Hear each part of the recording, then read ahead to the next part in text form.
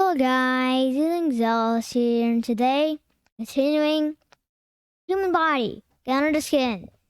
Now, down the way, let's get into it. Chapter 5, Skin. Skin. What keeps everything inside you from spilling out? It's your skin, of course. The skin is a part of you that people see. It's the boundary of your physical self. And it also happens to be the largest organ in your body. That's right, your skin is an organ. Just as your heart, stomach, and liver are organs. Your skin grows if you perform an important task for your body. It protects you from infection and injuries. Helps keep you cool or warm, and makes vitamin D. Most of your skin is about 1/10 of an inch thick, except around areas such as your heels where it's thicker and below your eyes where it's thinner. The skin is made of 2 layers, the epidermis and the dermis. Take a closer look. Essential question. How does your skin differ in different parts of your body and why? Words to know. Epidermis, the outer layer of the skin. Dermis, the thick layer of the skin below the epidermis. Keratin, a protein that makes up the tough part of your skin. Follicles, small cavities in the skin.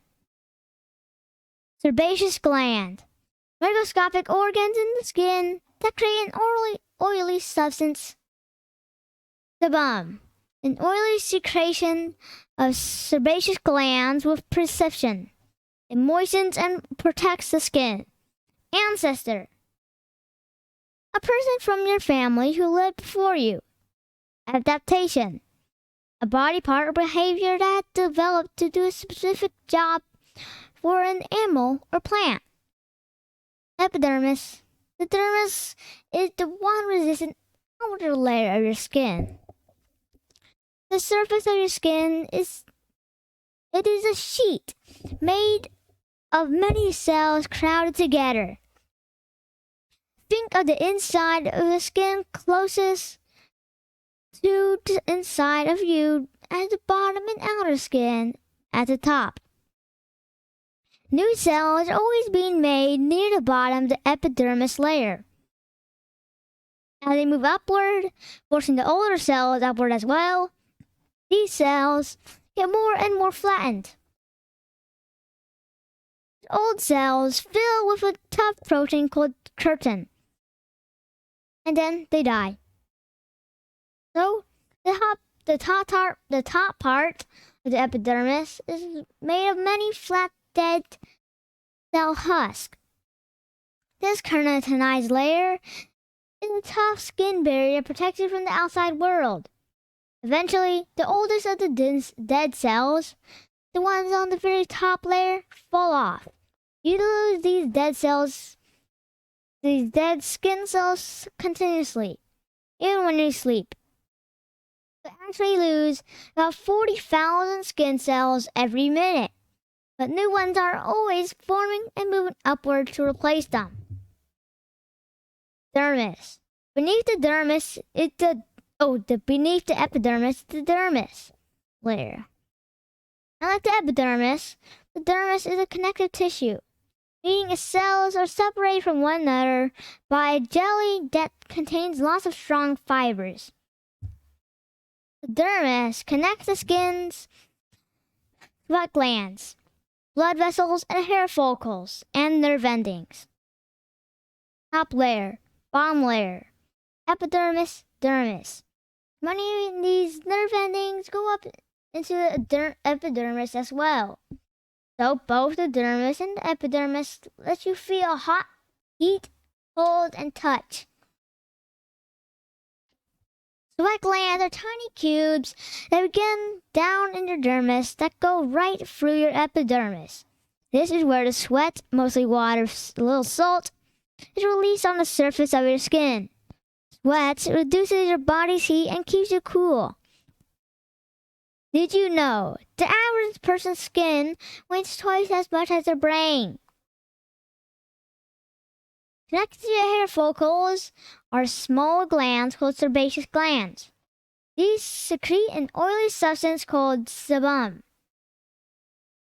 The sebum keeps your skin supple, so it does not dry or crack.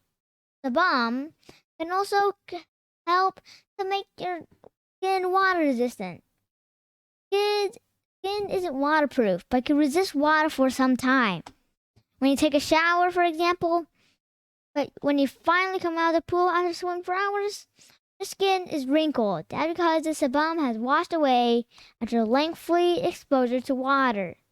Scientists think our bodies react this way because we're better able to grab wet objects and on wet surfaces when our skin is wrinkled.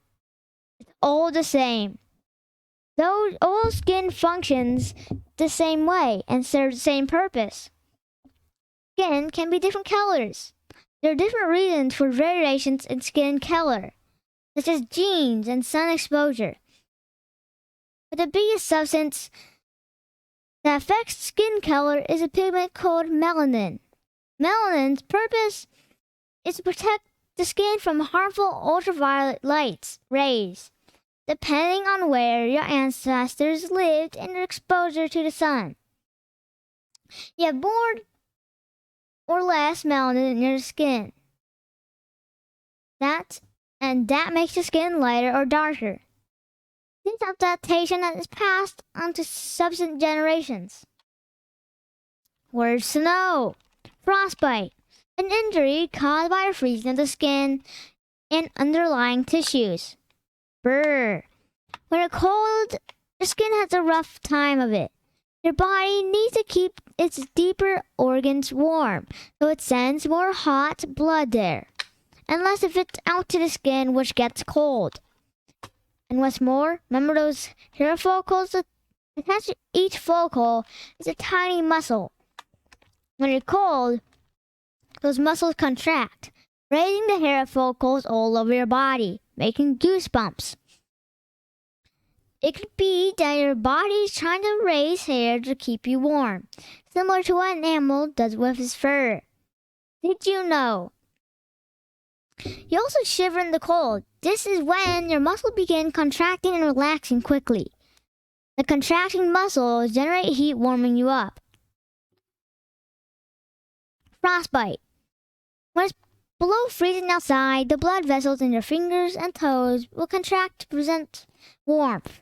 When this happens, the flow of blood to your fingers and toes is restricted, because less blood can flow to your fingers and toes. They lose their warmth through time and freeze. When this happens, the skin can begin to discolor, turning purple or black, and blisters can occur. This is called frostbite. If it gets bad enough, wounds can open on your skin and it would not be able to feel them. Disease can set in and you can lose your fingers, toes, and other parts of your body. Skin. Heal thyself. We've seen how platelets in your blood close up wounds by clotting the blood and forming scabs. But what happens to more serious injuries, such as a large or deep cut or a bad burn? The skin heals these, too. Although sometimes you need help from a doctor in the form of stitches. Then it's up to your body to heal the damage to your skin. When you have a more serious injury to your skin, scar tissue forms at the wound. Scar tissue is a little different from normal skin. It doesn't have hair follicles or sweat glands. It also makes the skin look different from normal. So you see a scar even after the healing is done. It's amazing how skin heals. This is a healed shoulder wound. Words to know. Friction ridges. Tiny raised portions of the skin that create fingerprints. Ultraviolet, UV, invisible radiation produced by the sun. Scarred skin is usually thicker and paler than normal skin, but it also doesn't move as easily as regular skin does. It's a little tighter. Dark skin is also more sensitive to sunlight. Fingerprints. Take a look at the tips of your fingers. Do you see tiny raised ridges on them? These are called friction ridges. Did you know? You know them as your fingerprints. And they're not only different from finger to finger, but also different from anyone else's. Nobody in the world has the same fingerprints you do. Your fingerprints may all look the same to you, but they have different types of patterns in them. These patterns are called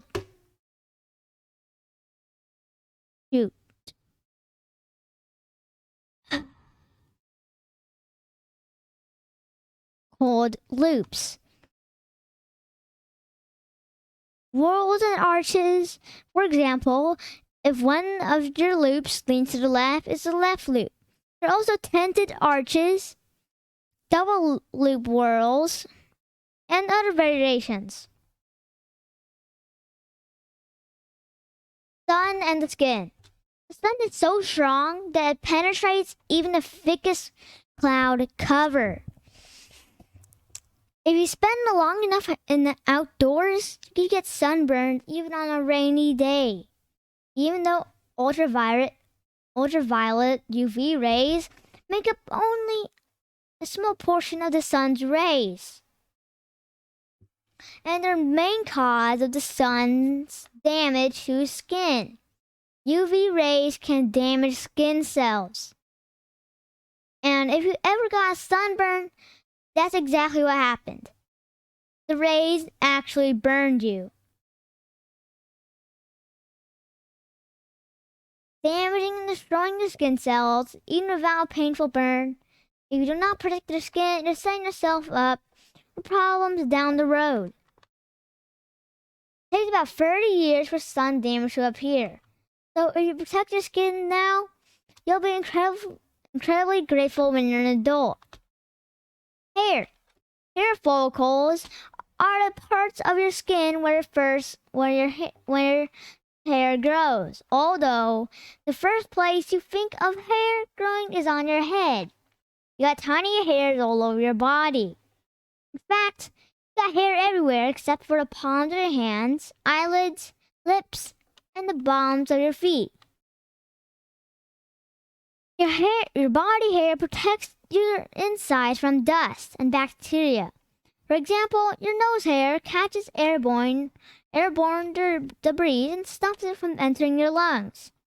Hair is alive only at the root, where it's inside your skin. As it grows, the cells form a protein called keratin. Then, as your hair continues to grow, the cells push out the dead cells and continue growing and pushing, and your hair grows. Even though the hair on your head is made of dead cells, it can still look good because the sebum oil that coats each strand as it grows. And central question: how is your skin different in different parts of your body, and why? It doesn't hurt to cut your hair or fingernails. It certainly stings when you get a cut.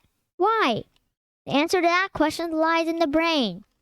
And we'll take a look at that in the next chapter. Nails.